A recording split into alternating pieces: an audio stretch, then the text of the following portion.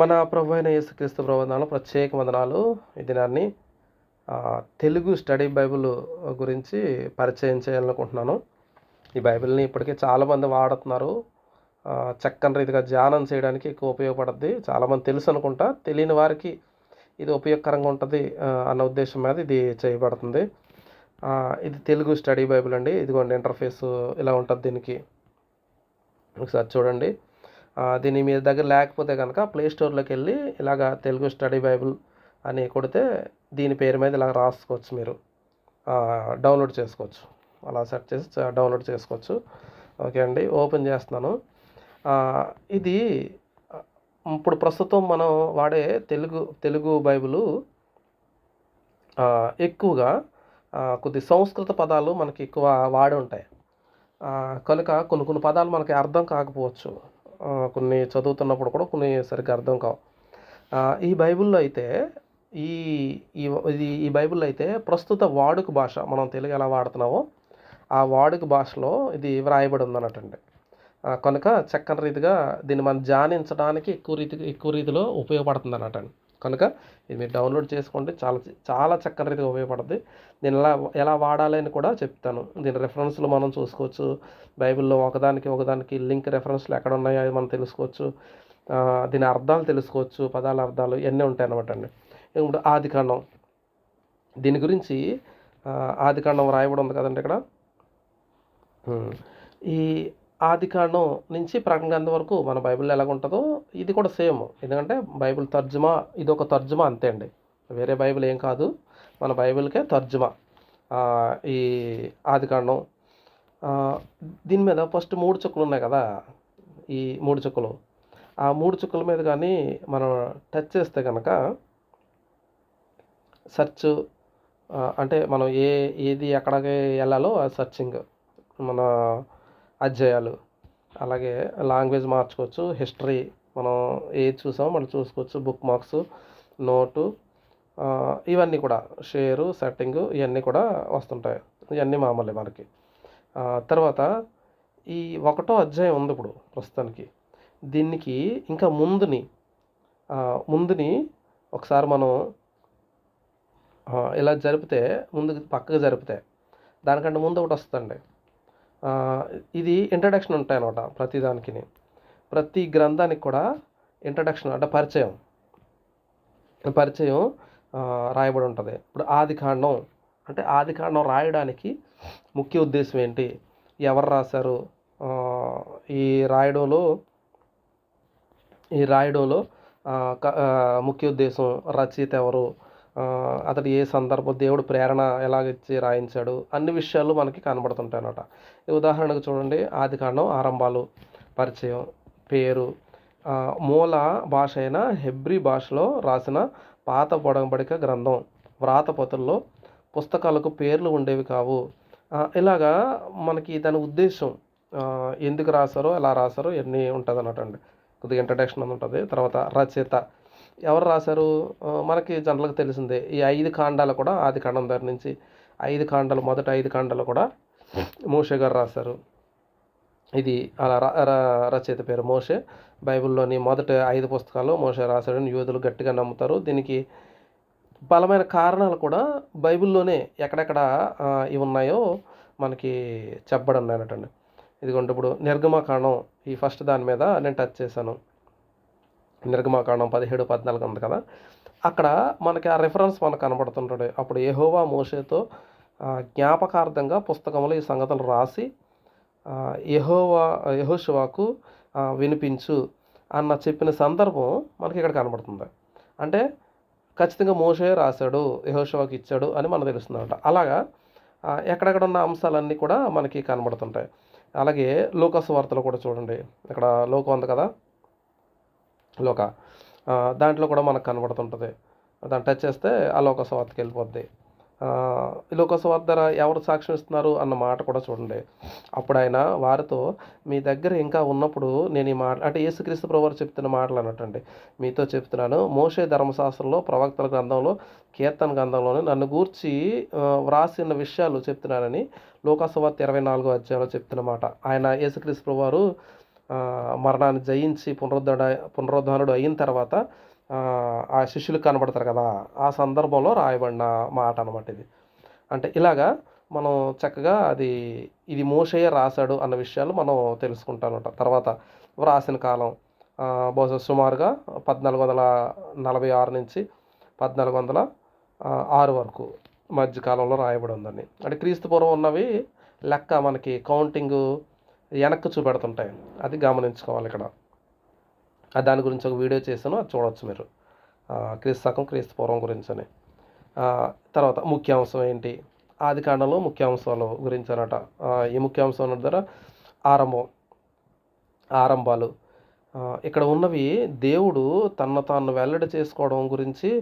ఆరంభం, ప్రపంచ ప్రారంభం, మానవ జాతి పాప విమోచన కోసం దేవుడు చేసిన పద్ధతి, వివిధ జాతుల ప్రారంభం, దేవుడు తన వాక్కును అందించిన ఇశ్రాయేలు ప్రజల ప్రారంభం, అన్ని ప్రారంభాల గురించి ఉన్న గ్రంథం కనుక ఇది ప్రారంభాల గ్రంథంగా మనం చూస్తున్నాం అనమాట. దీన్ని ప్రారంభాల గ్రంథంగా వ్రాయబడింది ఇది. దానికి అందుకనే ప్రారంభాల గ్రంథం లేదా ఆది కాండం అని, ఆది స్టార్టింగ్ గ్రంథం అని చెప్పేసి పేరు పెట్టడం జరిగింది అన్నట్లుగా మనం ముందు నుంచి కూడా చూసుకోవచ్చు. తర్వాత విషయ సూచిక అంటే మనకి ఇది 50 అధ్యాయాలు ఉన్నాయి కదా ఇందులోని. ఆది కాండంలో 50 అధ్యాయాల్లో కూడా మనం ఏ అధ్యాయంలో ఏ ముఖ్యాంశం ఉంది అన్న విషయాలు ఇక్కడ మనం చూస్తుంటాం అనమాట. చూడండి, ఈ 1వ అధ్యాయం 1 నుంచి 31 వరకు ఉన్న వచనాల్లో ఇక్కడ చెప్తున్న అంశం, అక్కడ ఉన్న అంశం ఏంటంటే ఆకాశాలు భూమిని దేవుడు సృష్టించిన విధానం అన్నట్టండి. ఆకాశాలను దేవుడు ఎలా సృష్టించాడో ఆ విధానాన్ని ఇక్కడ చూపిస్తున్నారన్నమాట. అంటే ఆ 1వ అధ్యాయం 1 నుంచి 31 వచనం వరకు ఆకాశం భూమిని ఎలా దేవుడు సృష్టించాడు. తర్వాత 2వ అధ్యాయం 1 నుంచి 25 వరకు సృష్టిని గురించి మరింత సమాచారం ఎలాగిచ్చాడు. తర్వాత 3వ అధ్యాయంలో 1 నుంచి 24 వరకు మనిషి పాపంలో పడడం గురించి. అలాగే తర్వాత కయీను హేబేలు. ఇక్కడ ఏ అధ్యాయంలో ఏం రాయబడి ఉందో ఆ ముఖ్యాంశం గురించి అన్నీ రాయబడతానటండి. అలాగే మొత్తం మనకి 1వ అధ్యాయం దగ్గర నుంచి మొత్తం చివర 50 అధ్యాయం వరకు కూడా మనకి కనబడుతుంటాయి, అన్నీ రాయబడి ఉంటాయి. ఇదండి ఆది కాండం గురించి, ఇది ఇంట్రడక్షన్ కింద చూసానట. దీన్ని ఇప్పుడు ఈ టైప్ ఇలాగా స్క్రోల్ చేస్తాం అనుకోండి, అప్పుడు మనకి ఆదికాండం 1వ అధ్యాయం వచ్చేస్తాయి. ఆదికాండం 1వ అధ్యాయం వచ్చేస్తే ఇప్పుడు ఆదికాండం ఇప్పుడు చూసాం కదా. ఆదికాండం 1వ అధ్యాయం, ఆదిలో దేవుడు ఆకాశములను భూమిని సృష్టించాడు. అప్పుడు భూతలం అంతా శూన్యంగా రూపం లేకుండా ఉంది, జలాగాధం మీద చీకటి కమ్మి ఉంది. ఇప్పుడు మనకు తెలుగు భాష జనరల్గా మనకి ఎలా మాట్లాడుకుంటున్నామో ఆ భాషలోనే వ్రాయబడి ఉందన్నమాట. అది చక్కగా మనకు అర్థమవుద్ది అనమాట. కనుక దీన్ని మనం మనం వాడుక భాషలో ఉంది కాబట్టి చక్కని రీతిగా మనం దీన్ని అర్థం చేసుకోవడానికి అవకాశం ఉంటుంది. మనం ఏ గ్రంథంలో ఉన్నా సరే ఇలా అర్థం చేసుకోవచ్చు. సరే అండి, ఇక్కడ 1వ అధ్యాయం దగ్గర ఇక్కడ ఒక డాట్ ఇచ్చాడు. ఇక్కడ ఆ డాట్ని చూడండి, టచ్ చేస్తున్నాను నేను. టచ్ చేసినప్పుడు ఈ ఆది కాండంలో దేవుడు ఆకాశాలను భూమిని సృజించాడు అని చెప్పబడింది కదా 1వ వాక్యం. దాని గురించిన రెఫరెన్స్లో ఇంకా ఎక్కడున్నాయో బైబిల్లో ఇవన్నీ కనబడుతుంటాయి అన్నట్టు, అన్నీ కనబడుతుంటాయి. ప్లస్ దాని గురించి కొద్దిగా మనకు అర్థం అవడానికి దాని గురించిన వివరణ కూడా ఇవ్వబడింది ఇక్కడ. ఏది చూడండి, ఇక్కడ సృష్టి ఆరంభం ఎప్పుడూ మనకు తెలియదు, కొన్ని వందల కోట్ల సంవత్సరాల క్రితమే అని కొందరు అంటారు. అలాగా మనకి దాని గురించి పూర్తి వివరణ తెలియడానికి, ఈ జగత్తు శాశ్వతం కాదు, దేవుడు ఒక్కడే శాశ్వతమైన వాడు, జగత్తు ఉనికిలోనికి రాకముందే దేవుడు ఉన్నాడు అని వీటి గురించిన వివరణ రాయబడుతుంది అన్నట్టండి. ఇదంతా కూడా అందులోని కూడా ఇప్పుడు రెఫరెన్స్లు ఇచ్చాడు కదా, ఆకాశాలను భూమిని సృష్టించాడు దేవుడు అని చెప్పినప్పుడు ఇదిగో 31వ అధ్యాయము ఈ స్టార్టింగ్లో మనకి కనబడుతుంది. ఈ 31వ అధ్యాయము 3వ వచనం నుంచి 6వ వచనం 9వ వచనం కనబడుతుంది కదా. అందులో ఒకసారి మళ్ళీ దాన్ని టచ్ చేద్దాం. టచ్ చేశాను, 33వ అధ్యాయం వస్తుంది దానికి. ఇప్పుడు యెహోవా వాక్కు మూలంగా ఆకాశాలు కలిగాయి, ఆయన నోటి శ్వాస చేత వాటి సమూహాలంతా కలిగాయి. అలాగా మనకు అక్కడ రెఫరెన్స్ దొరికిందన్నమాట. అలాగే యెషయా గ్రంథం 42 నేను టచ్ చేస్తున్నాను. అది యెహోవా దేవుడు ఆకాశాలను కలిగించి వాటిని విశాలం చేసి భూమిని పరిచి దాని మీద పుట్టిందంతా విస్తరింపచేశాడు. ఇలాగా మన ప్రతి దానికి దాన్ని టచ్ చేస్తే చాలు రెఫరెన్స్ మనకు వచ్చేద్ది అన్నట. దేవుడు ఎలా చేశాడు, ఎక్కడ చేశాడు, ఇంకా బైబిల్లో ఎక్కడెక్కడ రెఫరెన్స్లు ఉన్నాయి అన్నీ కూడా మనకి తెలియపరచబడతాయి. ఇదండి ముఖ్యంగా మనకు అక్కడ రెఫరెన్స్లో తెలుసుకుంటాం మనం. ఇక్కడ కిందన కూడా చూడండి, టచ్ చేస్తున్నాను లేకుండా ఉన్న దగ్గర, అంటే ఇక్కడ టచ్ చేస్తున్నాను లేకుండా అన్న దగ్గర టచ్ చేశాను. అక్కడ శూన్యంగా రూపం లేకుండా, అది ఎలాగొచ్చింది, అసలు శూన్యంగా ఉండడం ఏంటి, రూపం లేకుండా ఉండడం ఏంటి అన్న విషయం. అంటే ఆరంభంలో భూమి మానవ నివాసానికి యోగ్యంగా లేదని దీని భావం అనుకోవచ్చు. అలా దీనికి నివాస యోగ్యంగా చేసేందుకు దేవుని ఆత్మ అక్కడ నెలకొన్నాడు అన్న విషయాల గురించి ఇక్కడ క్లుప్త వివరణగా ఉన్నట్లుగా. కానీ యెషయా గ్రంథంలో మనకి చెప్పబడింది ఏంటంటే, యెహోవా ఆకాశాలను సృష్టించాడు, ఆయన దేవుడు ఆయన ఆకాశాలను భూమిని కలుగజేసి రూపొందించి సుస్థిరం చేశాడు, శూన్యంగా ఉండడానికి దాన్ని సృష్టించలేదు. అక్కడ రెఫరెన్స్లో కూడా ఇచ్చేస్తున్నాడు, శూన్యంగా దేవుడు చేయలేదు. దానికి కారణం ఏంటి, అక్కడ ఉన్న రెఫరెన్స్లు ఏంటి, ఇవన్నీ కూడా మనకి ఇవన్నీ చదివితే కనుక మనకి చక్కని రీతిగా అర్థమవుతాయి. అదండి, ఇలాగా మనం బైబిల్లో ప్రతి గ్రంథానికి వెళ్ళి మనం చూసుకోవచ్చు. అలాగే పక్కన స్క్రోల్ చేస్తే ఇలాగా 2వ అధ్యాయం వస్తుంది, అలాగే 3వ అధ్యాయం వస్తుంది, అలాగా వస్తుంటాయి అన్నట్టు. ఇక్కడ సిలువ సింబల్ ఒకటి వేసింది చూడండి, ఇక్కడ సిలువ సింబల్ వేసున్నది. ఈ సింబల్ కూడా అక్కడ ఇది కానీ టచ్ చేస్తే అక్కడ రెఫరెన్స్, దానికి సంబంధించిన రెఫరెన్స్లు కూడా మనకు వస్తుంటాయి. దాని మీద కూడా టచ్ చేస్తే అక్కడ అధ్యాయంలోకి వెళ్ళిపోవచ్చు అన్నమాట. ఇక్కడ ఏమీ రాయకుండా ఉన్నది అంటే కనుక ఇక్కడ చూడండి, ఏ గ్రంథం గురించి పేరు రాయలేదు అక్కడ. కనుక ఇప్పుడు ఏ గ్రంథంలో మనం చదువుతున్నామో అదే గ్రంథంలో 3వ అధ్యాయం 2వ వచనం అన్నట్టు అది మనం అర్థం చేసుకోవాలి. అలాగా సరే అండి. అలాగా మనం దీన్ని ఎలా కావాలితే అలాగా, అంటే మనం ఏ రెఫరెన్స్లో కావాల్సి వచ్చినా అక్కడ అర్థం అయ్యేటట్లు మనం చూసుకుంటూ రావచ్చు అన్నట్టు. సరే అండి, ఇది ఆదికాండం అయిపోయింది కదా. ఇప్పుడు ఈ ఆదికాండం అని ఇక్కడ ఉన్న దాని మీదే మళ్ళీ కానీ టచ్ చేసామనుకోండి, మనకి మొత్తం గ్రంథాలన్నీ కూడా మనకి డిస్ప్లే అవుతాయి.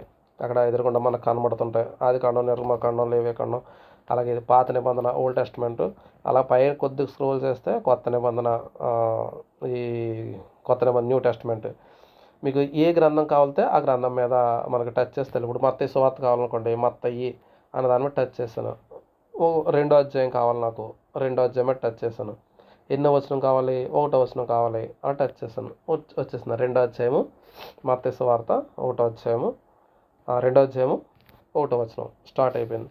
ఇలా మీరు ఇందులో కూడా అలాగే 2వ అధ్యాయం పక్కనే డాట్ ఉంది కదా, ఆ డాట్ను స్టార్ దగ్గర నొక్కితే అక్కడ కూడా రెఫరెన్స్ మనకు వచ్చింది. ఇలాగా మీకు ఏది కావాలితే అలా చక్కని రీతిగా చూసుకోవచ్చు. ఈ బైబిల్ యాప్ మన దగ్గర ఉండడం వల్ల ఒక డిక్షనరీ మన దగ్గర ఉన్నట్టే, బైబిల్ డిక్షనరీ మన దగ్గర ఉన్నట్టే. ఎక్కువ ధ్యానించడానికి మనకి ఎక్కువ ఉపయోగపడుతుంది. దీని ద్వారా ఎక్కువ మనం దేవుళ్ళు ఎదగడానికి ఎక్కువ ఉపయోగపడుతుంది. మనకి ఏ డౌట్ వచ్చినా సరే ఎనీ టైము వెంటనే ఈ బైబిల్ చూసుకుని మనం చదువుకోవచ్చు. దానికి అర్థం మనకి మ్యాక్సిమం మనకి క్లియర్ అయిపోతాయి. అందులో మనకి ఎవరు నడకుండానే మనం ఎక్కువగా తెలుసుకోవచ్చు. ఎందుకంటే మనం ధ్యానించాలి కదా, బైబిల్ దేవుని వాక్కు, దేవుని మాట ధ్యానించాలి కనుక ధ్యానించడానికి ఎక్కువ రీతిగా ఉపయోగపడుతుంది. ఇదండి, ఇంకా చాలా ఉపయోగాలు ఉన్నాయి దీని గురించి. అంతేకాకుండా ఈ సెట్టింగ్స్ చెప్పాను కదా ఇప్పుడు ఇందాక, 3 చుక్కలు ఉన్నాయి. ఈ 3 చుక్కలు ఉన్న దగ్గర నొక్కితే మనకి ఆప్షన్స్ అన్నీ వస్తాయి, ఎలా కావాలో అలాగా ఆప్షన్ వాడుకోవచ్చు. ఇంకా సెర్చ్ నొక్కుతున్నానండి. సెర్చ్ నొక్కిన వెంటనే మనకి మీకు ఇక్కడ ఈ సరిగ్గా కనిపించట్లేదు, కొన్ని ఈ ఏంటివి ఈ లెటరింగ్ సరిగ్గా రావట్లేదు కొన్ని ఫోన్లోని, కొన్ని వాటిలో వస్తుంది. మీకు బైబిల్ యాప్ మీరు టైపింగ్ చేసుకుని కీబోర్డ్ ఉంటే కనుక అందులో మనకి క్లియర్గా వచ్చేద్దండి. కొన్ని దాంట్లో మాత్రం క్లియర్గానే ఉంటుంది, అది చూసుకోండి. అది లేకపోతే కంటే అక్షరాలు ఏదైనా సెర్చ్ చేస్తే మీరు సెర్చింగ్ వస్తానట. ఇది ఆల్రెడీ నా దాంట్లో ఒకటి ఇది వేస్తుంది కనుక, యాప్ వేస్తుంది కనుక చూపెడతాను. ఇది సర్చింగ్లోది. ఇంకా నాకు తెలుగు యాప్ ఉంది ఒకటి. తెలుగు అక్షరాలు వాయిస్ మనం టైపింగ్ ఇచ్చేస్తే కనుక ఆ టైపింగ్ మనం చేసుకోవచ్చు అన్నట్టు. తెలుగు అక్షరాలు టైపింగ్ చేసుకుని మనకి ఏ అక్షరం కావాలితే ఏ పదం కావాలితే, ఇప్పుడు ఆదాము అని ఉందనుకోండి, అంటే ఆ దగ్గర సారీ ఆదాము దా ఆదాము అని నొక్కాను. ఆదాము నొక్కరండి, సెర్చ్ ఉంది కదా, సెర్చ్ బార్ దగ్గర ఒకసారి నొక్కితే ఆదాము అని అక్కడ బైబిల్లో మనకి ఎక్కడ ఉన్నాయో అవన్నీ కూడా మనకి వచ్చేస్తుంటాయి అన్నట్టండి. మొత్తం టోటల్ ఈ ఆదాము ఇక్కడ ఉంది, 4వ అధ్యాయం 1లో ఉంది, 5వ అధ్యాయం 1లో ఉంది, అలాగే 5వ అధ్యాయం 3లో ఉంది, అలాగా ఇంకా 5వ అధ్యాయం 4లో ఉంది, ఇంక ఇక్కడ దినవృత్తాంతాలు పైకి స్క్రోల్ చేస్తున్నాను నేను. ఇవన్నీ ఎక్కడెక్కడ ఉన్నాయి అన్నీ వచ్చేస్తాను. అలాగే మీకు ఏది కావాల్సి వచ్చిన డౌటు, మీకు ఏదైనా బైబిల్ ఎక్కడైనా సెర్చ్ చేయవలసిన పదాలు ఉంటే దానికి 3-4 పదాలు ఇచ్చేస్తే సర్చింగ్లోని మీకు దాని గురించిన సర్చింగ్ అంతా వచ్చేద్ది అన్నట్టు. ఎక్కడుందో మన బైబిల్లో అక్కడ కనబడుతుంటుంది. అలాగే హిస్టరీ లాంగ్వేజ్ అయితే మీకు తెలుసు కదా, తెలుగు ఇంగ్లీష్ బైబిల్ కూడా ఉందండి. ఇందులోని 2 కలిపి ఉన్నది ఉంటుంది. తెలుగు ఇంగ్లీష్ వాడుకోవచ్చు, ఏది కావాలితే అది మనం పెట్టుకోవచ్చు. అలాగే బుక్ మార్క్స్ ఉంటాయి, నోటు ఎవరికైనా షేర్ చేసుకోవచ్చు, సెట్టింగ్స్ ఇవన్నీ మీరు తెలిసినాయి కదా, ఒకసారి మీరు చూస్తే తెలిసిపోద్ది అంతా. సరే అండి. ఇందులో కూడా స్పెషల్గా ఒకటి ఏంటంటే దీంట్లో ఆడియో కూడా ఉంటుందండి. ఈ బైబిల్లోని ఈ బైబిల్ యాప్లోని ఆడియో కూడా ఉంది. ఎటు చూడండి స్పీకర్ కనబడుతుంది, ఇది ఆడియోది అనమాట అండి.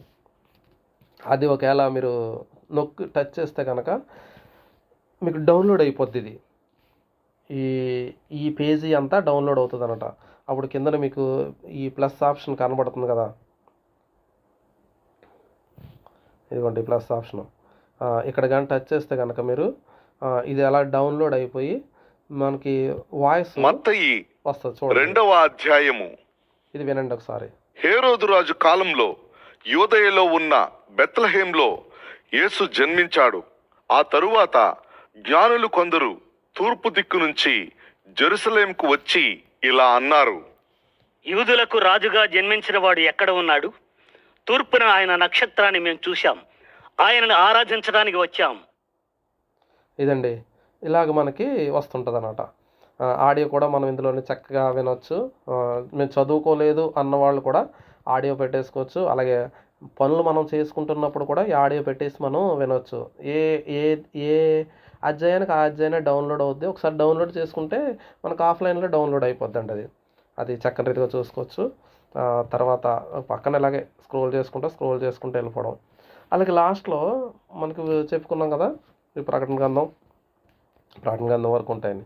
ప్రకటన గ్రంథం అయిపోయిన తర్వాత లాస్ట్ వచ్చిన నొక్కినప్పుడు నేను ఇది అయిపోయిన తర్వాత కలర్ టెస్ట్ అని ఉంటుంది అక్కడ. దాని తర్వాత స్క్రోల్ చేస్తే పక్కకి నేను ఇలా చేస్తున్నాను స్క్రోలింగ్ ఈ సైడ్కి. ఇలా స్క్రోల్ చేస్తే కనుక టెస్ట్ అని వచ్చింది. అక్కడ చాలా రెఫరెన్స్లు మనకి ఇస్తుంటాయండి. యేసు విశ్వాసులు ఏమి నమ్ముతారు, దేవుడు ఈ విధంగా ఉన్నాడు, తండ్రి అయిన దేవుడు ఎలా ఉంటాడు, ఇప్పుడు చాలా రెఫరెన్స్లు ఉంటాయి కొన్ని. అవన్నీ మనకు కావలిస్తే మనం ఉపయోగించుకోవచ్చు. ఇది అంతేకాకుండా ఇది పాస్టర్స్ కూడా ఎంతో చక్కని రీతిగా ఉపయోగపడుతుంటుంది. ఇందులో కూడా పాస్టర్స్ బైబిల్ అని కూడా ఒకటి ఉంది, అది కూడా డౌన్లోడ్ చేసుకోవచ్చు మీరు. అది కూడా చక్కని రీతిగా ఉపయోగపడుతుంది. ఇంగ్లీషు తెలుగులో కూడా రెండిట్లోని కూడా ఉంది, హిందీలోని లేకపోతే ఏ భాష కావాలితే ఆ భాషలో ఉంది మీకు ఈ బైబిల్. యేసు ప్రభువారు ప్రజలకు ఎలా బోధించినప్పుడు, రోగులను ఎలా బాగు చేశాడో అక్కడ ఉన్న రెఫరెన్స్లు ఇవన్నీ అన్నమాట అండి. ఇదండి ఈ బైబిల్ గురించి చక్కని రీతిగా మీకు ఉపయోగపడుతుందని అనుకుంటున్నాను. ఎందుకంటే ఒక లైబ్రరీకి వెళ్ళి, అంటే బైబిల్ లైబ్రరీకి వెళ్ళి చాలా బుక్స్ మనం సంపాదిస్తే ఎంత జ్ఞానం ఉంటుందో, లేదా అన్నీ ఒక చోట కూర్చుకుంటే ఎలా ఉంటుందో అంత చక్కని రీతిగా ఈ ఒక్క బైబిల్ ఉంటే చాలు, మనకి ఇంట్లో ఒక లైబ్రరీ ఉన్నట్టే మనకి. అంత చక్కని క్రోడీకరించి ఈ బైబిల్ని యాప్ తయారు చేసి పెట్టారు. తయారు చేసిన వాళ్ళందరికీ కూడా ప్రత్యేకమైన వందనాలు. వాళ్ళు బహుగా దేవుడు దీవిస్తున్నాడు, ఆశీర్వదిస్తున్నాడు. అనేకులకి ఈ యాప్లు పరిచయం చేయడం ద్వారా అనేకులు దేవుని రక్షణలోనికి రాలేని వాళ్ళు రక్షణలో రావడానికి, వాక్యం చదువుకునే వాళ్ళు చక్కని రీతిగా అర్థం చేసుకోవడానికి, ధ్యానించడానికి కూడా ఎంతో ఉపయోగకరంగా ఉంటుంది ఇది. వాళ్ళందరినీ దేవుడు దీవిస్తున్నాడు. ఆ దీవెనలు కూడా మీరు కూడా పొందుకోవాలని నేను కోరుకుంటున్నాను. అదండి ఈ బైబిల్ గురించిన విశేషాలు. చక్కని రీతిగా ఈ డౌన్లోడ్ చేసుకుని మీకు ఉపయోగకరంగా ఉండడానికి మీరు చక్కని రీతిగా వాడుకుంటారని, ఇది ఏ టైంలో అయినా సరే ఎక్కడైనా సరే వాడుకోవడానికి అవకాశం ఉంటుంది. ఓకేనండి, థ్యాంక్ యూ వెరీ మచ్. ఇది విన్నందుకు మీ అందరు కూడా ప్రత్యేకమైన వందనాలు. దేవుడు మిమ్మల్ని అందరినీ దీవించి ఆశీర్వదించును గాక. Thank you very much.